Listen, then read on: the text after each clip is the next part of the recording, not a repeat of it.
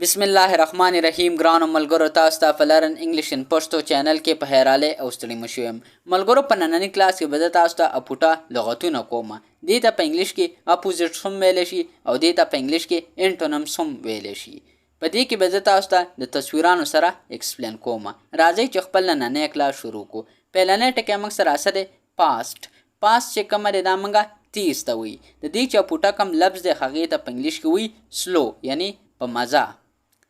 کرلی چې کومه ده دا وي کالکوټ یختو ده یعنی کم یخته د چا یخته چې راګونجي شوي شانته یا مطلب هغه کالکوټي ورته موږ په پښتو کې دی ته په انګلیش کې وي کرلی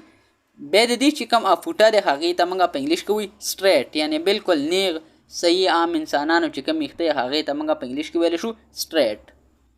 سیډ چې کومه ده دا وي خپته د دې چې کوم اپوټا ده هغه ده هیپي یعنی خوشحاله دا پاست بیا رالی دا تاسو ته ما مخکې مو کو خو دا وي تیز ته او د دې چې کومه پوټه دی هغه وي سلو ته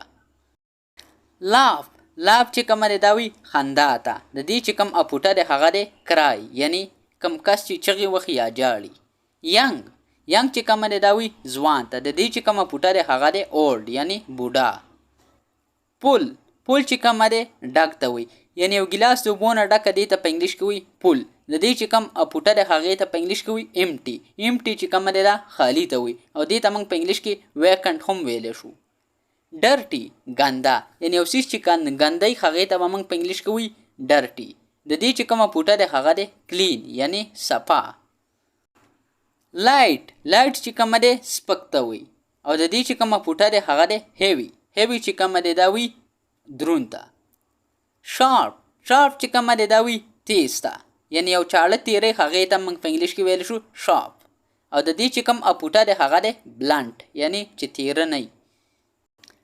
ډرای چې کومه دی دا وي وچ ته د دې چې کوم اپوټه دی هغه دی ویټ یعنی لوند نایسي چې کوم دی په کم ځای کې شور هغې ته موږ په انګلیش کې ویلی شي نایسي د دې چې کوم اپوټه دی هغه دی کوایټ یعنی خاموش یا چپ دې ته موږ په انګلیش کې سایلنټ هم ویلی شو تین نری یعنی یو نری کس ته موږ په انګلیش کې ویلی شو تین د دې چې کومه پوټه دی هغه دی پیټ یعنی تیار موټه انساید دننه یعنی دا کوم څیز چې په پنجره کې دننه په کور کې دننه په هر ځای کې دننه نو دې ته موږ په انګلیش کې وي انساید د دې چې کوم اپوټه دی هغه دی آوټساید یعنی بهر ټایډي چې کومه دی دا وي صفات یعنی دې د یخته وینځلي دي دې ته موږ په انګلیش کې ویلی شو ټایډي انټایډي چې کومه دی ګنده ته وي بوای هلک یعنی د بوای د دې چې کومه پوټه دی هغه دی ګل چې کومه دی دا وي جینۍ ته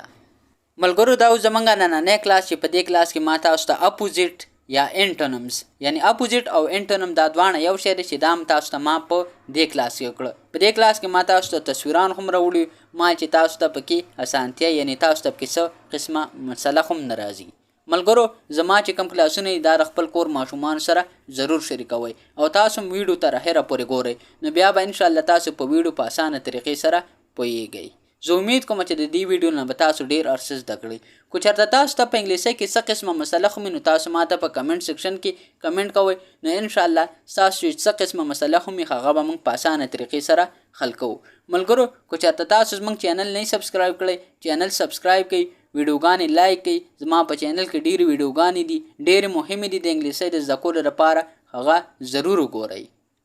ملګرو زما ویډیوګانې خلکو سره هم شیر کړئ چاته هم چې د انګلیسۍ ضرورت وي نو ورسه تاسو یې شیر کولی شئ ملګرو اوس ماله اجازت راکړئ انشاءالله تاسو سره به په یو بل نوي کلاس کې ملاقات کیږي د خپل ځان ډېر خیال ساتئ او ما په خپلو دواګانو کې هم یاد ساتئ د الله په امان